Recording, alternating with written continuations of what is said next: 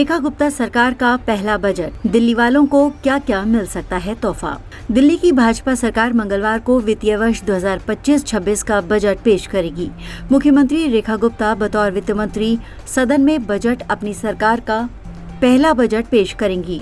सूत्रों की माने तो इस बार बजट में 5 से 7% का इजाफा होगा।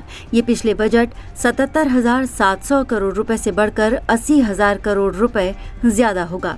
बजट में दिल्ली चुनाव में भाजपा के संकल्प पत्र की झलक देखने को मिलेगी। हालांकि सरकार के सामने मुफ्त में चल रही योजनाएं, आर्थिक सहायता योजना को जारी रखना एक बड़ी चुनौती होगी। भाजपा की सरकार ने इस बार दिल्ली के बजट की थीम विकसित दिल्ली रखा है।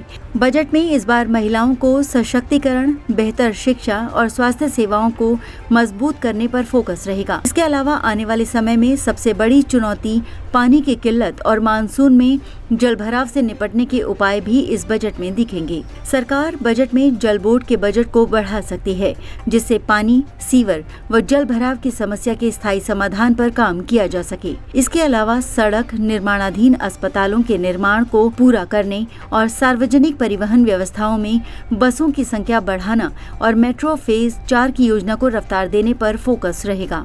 बजट में यमुना की सफाई के साथ साथ यमुना रिवर फ्रंट को लेकर भी घोषणा कर सकती है। मुफ्त योजनाएं भी जारी रहेंगी। भाजपा की सरकार पहले ही कह चुकी है कि जनहित में चल रही मुफ्त की योजनाएं पहले की तरह रहेंगी। इस बार बजट में मुफ्त बिजली, मुफ्त पानी, बस में महिलाओं के मुफ्त सफर की सुविधा पहले से मिलती रहेगी। सरकार इसके लिए अलग से बजट का प्रावधान करेगी। महिला समृद्धि योजना के तहत महिलाओं को 2,500 रुपए देने की योजना को लागू करने के लिए बजट में अलग से पैसा आवंटित कर सकती है।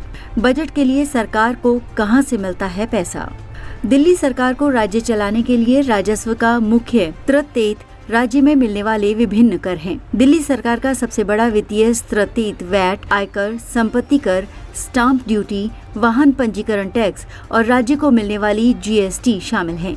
सरकार को केंद्र सरकार से अलग अलग योजनाओं के मद में आर्थिक सहायता मिलती है। दिल्ली में भाजपा सरकार आने के बाद केंद्र की कई रुकी हुई योजनाएं लागू होंगी, तो उसे केंद्र से आर्थिक मदद भी मिलेगी।